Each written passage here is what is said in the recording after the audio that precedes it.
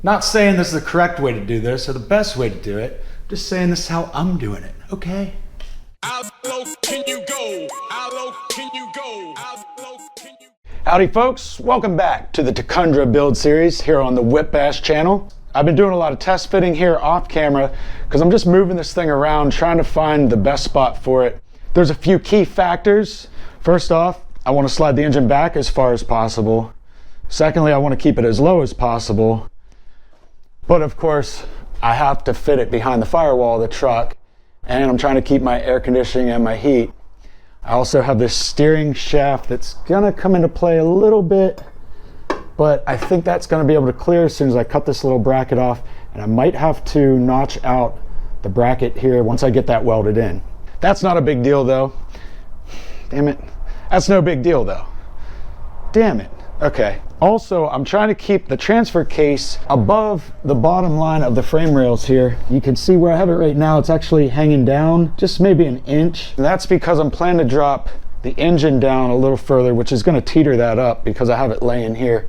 One major problem I'm running into by sliding the engine back so far now, the upper oil pan on the driver's side is going to hit this front differential carrier. Right now I have a little piece of wood in there just to hold it up off of that. So this is as low as I can set the engine right now. But if I notch that oil pan, I could probably drop it down 2 more inches, which is pretty significant. And that's going to also help it clear the firewall. Up on the firewall, we have the inlet and outlet for the AC and the heat, which is going to be the main problems if the engine sits up too high. The deeper I can drop the engine down in, the less they'll interfere with those things. So I really want to drop it way down in and then lift this transfer case up a little bit. That'll actually tilt the engine forward a little, which will get this even further away from those things. Here's what this looks like from the front. There's really not much overlapping that, maybe like an inch at most.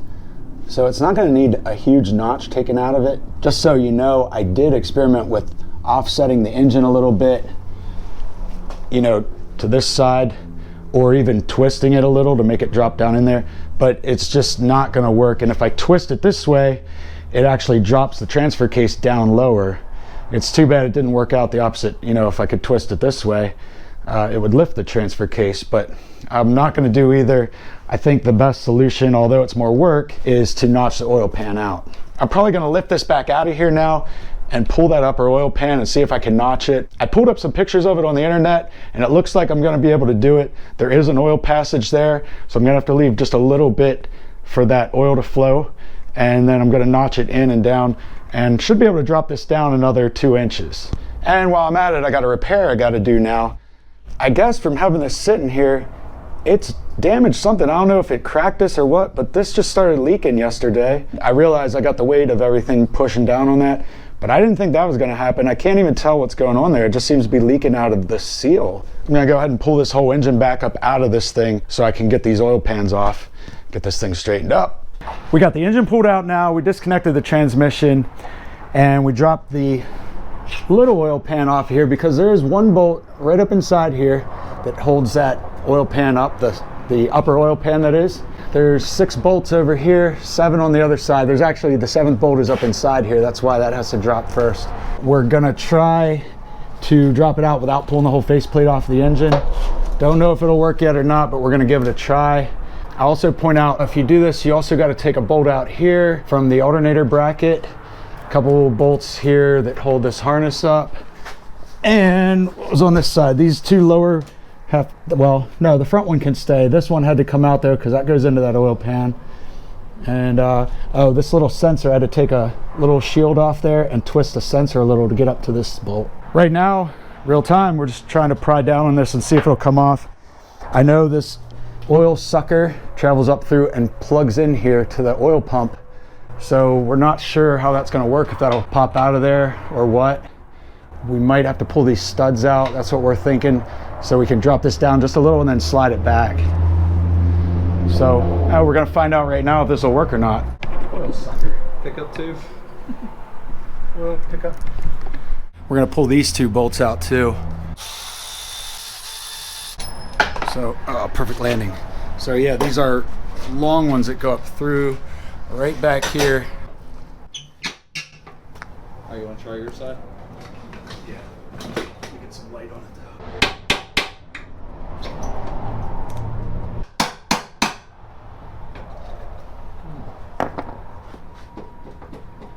though. Ooh, missed one right there.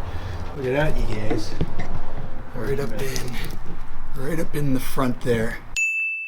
Couldn't see it from that bracket. That is 14.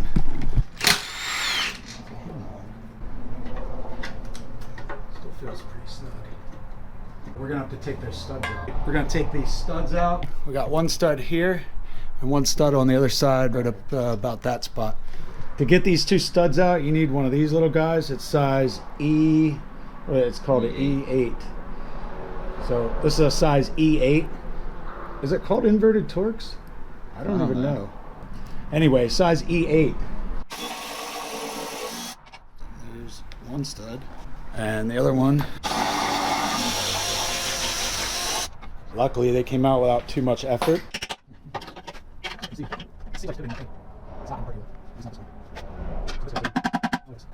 You know what? Yeah, let me take this bolt out here. Okay. This other one, because that's kind of holding in on it there too. Let's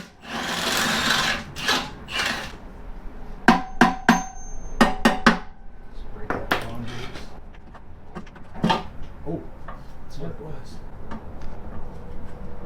Okay, so there it goes. Oh yeah, that just sandwiches against it. Yeah. Oh. So, Just pry on it a little bit. yeah, it's still wedged right here. Okay, that's all. Right there, dipstick. Dipstick tube is holding it. Damn. I'm real happy that worked. It's quite a shortcut. Got the upper oil pan off clean. This is what we're working with now. I have to notch this out right here. I figured about from here over to here, something like that. And there's some limitations inside. We have this shield. I'm gonna have to take this out essentially, but I'm gonna put it back in then. I'm probably gonna get rid of this bolt right here completely, just cut that off, because I want to notch this section out too. So I'm gonna have to be careful and just not intrude here. It's kind of cool to have that because I don't have to worry about where the crankshaft is gonna actually hit. I know this is gonna clear it, so I'm just gonna not intrude on this, but I'll have to take it out to actually do the cutting and welding. You can see down in there. So I'm gonna try to take it right in up against this. I think I'm gonna remove this thing first though, just so I don't hurt it while I'm moving this thing around. This is what this looks like once that shield's taken out. Just a couple screws and that thing came right out. So it looks like this is just held in here really with 2 more screws. All right, I was needed at the dealership, so I'm up here at the dealership now. I just brought this project along with me. Also because I have a spool gun for this welder that's up here. I thought it was gonna work on my new welder down at the house, but it is different. So just had to bring it up here and use this welder.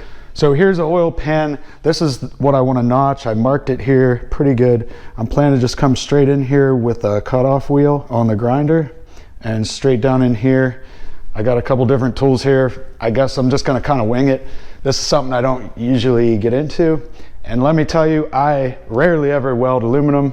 Not looking forward to it, but I'm going to give it a try, and if all else fails, I could take it to someone else, have it TIG welded.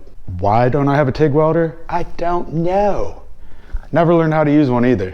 I'll show you what I know about MIG welding aluminum when I get to that point. But for now, I gotta try to cut this. It's not gonna be pretty, but see what I can do to make it work. I did already remove the splash shield or whatever you wanna call that thing. It was up inside here. I got that out of the way. I'm gonna kind of lay a piece in there at an angle, fill in a gap here, and probably 2 little puzzle pieces here and here. I'm gonna wing it. Sometimes you just gotta wing it, see what happens. I actually clamped this down to a lift arm. Not saying this is the correct way to do this or the best way to do it, just saying this is how I'm doing it, okay? God, go ahead and bitch. Fucking trolls, God.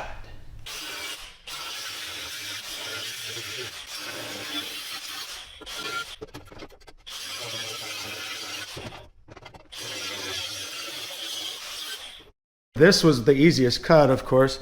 This one wasn't too hard, although I couldn't get over here all the way. I'm gonna have to flip it over to get that. This one I was able to get through most of it with this grinding wheel. This cut was pretty easy with the grinding wheel, and I got all the way down to here. Angle grinder actually cuts through aluminum like this pretty good. It's not bad at all. I didn't expect that. Okay, here's why this is so tricky, because I want to come down at an angle from here down to here, because I want to keep these threads here. I want to keep this bung for that splash shield.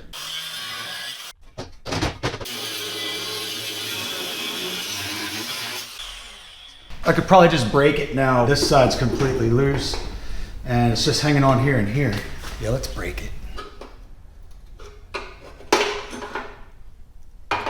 Ooh, it looks good.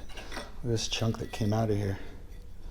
Now I'm gonna set this back in here and you can see what we cut out. We're gonna eliminate this one mounting point. I don't know if you can see in the video, but this is all bent up. It bends down here so that mounting point is flat. So I want to bend this back up so the whole thing's tilted up like this. Just going to use adjustable wrench. Nice and easily reshape this. Right here it's a little too long to get in there, so I use these. I mean, I'm no Jesse James, but you know, this should work for me. Hey, you guys, I'm going to take a minute right now to pay homage to Jesse James. Here he is from a clip 20 years ago teaching us the correct way to bend metal. With a low-temperature sooty flame, Jesse begins the annealing process, which basically spreads out the molecules in the metal and, makes the metal less dense, so in effect softens it up.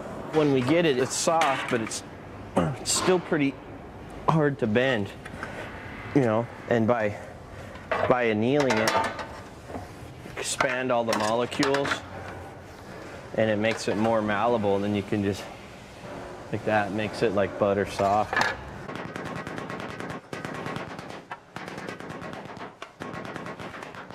Here's our edge now. It was folded down like this one, but now it's pretty much in line with the rest of it. And now you should be able to see why I chose to cut it where I did. You can see the angle of the metal. It's gonna angle just like that. So our patch will come up to the top here and get welded on. And it'll run right against that metal almost. I only brought 2 bolts with me, but I'm gonna put one here and one here and just bolt this thing back down for now so we know where it's gonna be. So I'm fitting this in here, making some cuts.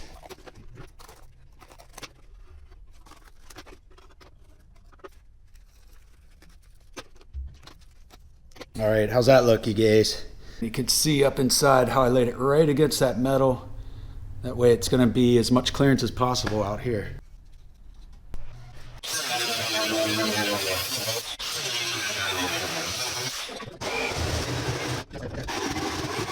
Busted ass vise.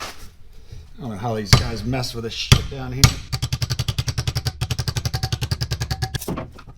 It's so fresh and so clean. I'd still need to notch it out here a little bit. Winging it, you guys. All right, I worked on this thing a little more. I decided to make it fit like this. And I'm not even gonna cut it out down here how I had the pattern. I'm just gonna let it like this, that way I can weld around here. And then I'll drill this hole out for that bolt. And then of course the inside will get welded around here. But before I start to weld anything, I'm gonna clean up all this metal. Well, I got this in place now, and I'm gonna attempt to tack it with this here spool gun that I got. I hate welding aluminum, but I did some practices earlier and made it work. Apparently the key to this is going way faster than you think you should. I mean, I'm used to welding steel, so you usually make a puddle and drag the puddle around, whatever, you smear the puddle. But with this, you're not making a puddle at all. If you try to make a puddle, you just melt right through it. So you just go really fast. It feels like you're not even welding, but then when you go back and look at it, you actually welded.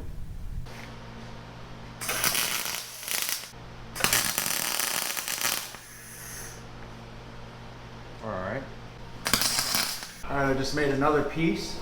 This one's gonna go right here. Looks about perfect.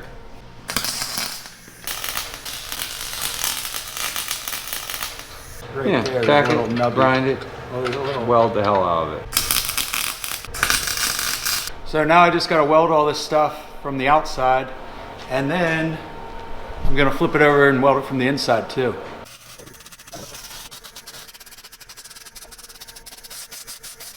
Now that's some fine DIY welding right there, you guys.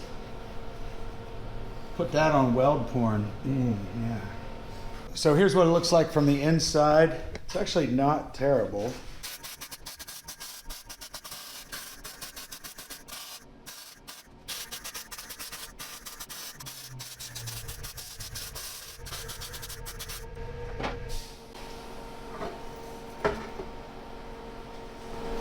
I think the inside looks better than the outside. It's good enough. I might smear some JB-Weld around in there just to make sure it's sealed.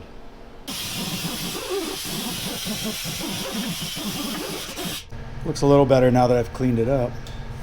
I wire brushed it, now I'm cleaning it up with acetone.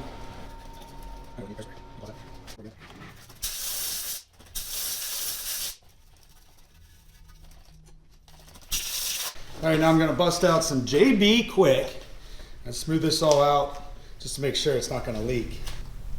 Oh yeah. A little fitty mixture there. Stir that up with a screwdriver. See pizza. I'm just gonna get my fingers in it. I can't wait to hear the people talking shit. Dude, the fucking Tacundra guy, he cut his fucking oil pan out and JB welded it back shut. Alright. How's that look? That's sealed up, right? It's gotta be. But just in case it's not, I'm gonna do the same to the inside. Dustin says not to, but I don't think it's gonna hurt. Oh, oh, oh yeah. Quite a load of JB-Weld. Oh yeah. Oh yeah. This reminds me of that time that I ate all marshmallows one weekend camping, and then I pooped and it looked just like this. Oh, I didn't have to struggle as hard to get it out though. Just kind of slid right out. That's possibly the most JB Quick I've ever mixed up at one time. I gotta stand here so Barry will get in the video. I don't know if Jason Schmuck could have sealed it up better himself with a TIG. I mean, sealed is sealed. Comment below, let me know what you think. Did you fart?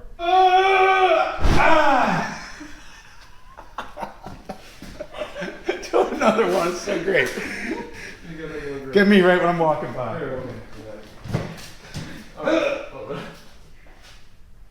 Ooh! Ooh! I'll add some fart sound effects. Yeah. I just want to say okay. All right, you guys, settle down. All right, we got our all JB quicked up. I want to say this sucker is never, ever gonna leak. I'm not embarrassed about this job. I'm not. You guys can talk all the shit you want. Go for it. Comment below. Tell me how stupid I am. Tell me how dumb I am for not knowing how to TIG weld and for knowing a guy like Schmuck and not calling him out for a favor on this one. Go ahead and tell me. But hey, it's done. All right, guys, we're back in the shop now, just so you can see what we're working with. Here's the piece that we cut out. Here is what it looks like since we got it cut out of there. We drilled this hole now, so we're ready to put another bolt there. And this should all go back in pretty nice. We just got to put the oil sump back in here, get this bolted back up to the engine.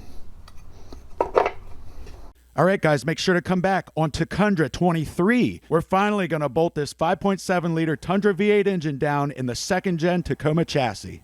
Of course, we'll still run into some problems along the way, but I promise on the next episode, this engine and transmission is going to be bolted down in the chassis. And hey, guys, let me know what you think. Should I do the rear suspension while the cab's pulled off of the truck? Or should I just get on with it, finish this swap, and do the rear suspension later? Let me know what you think in the comments. Make sure to hit that like button for me and share with your friends. I'll see you next time on the Whip Ass channel.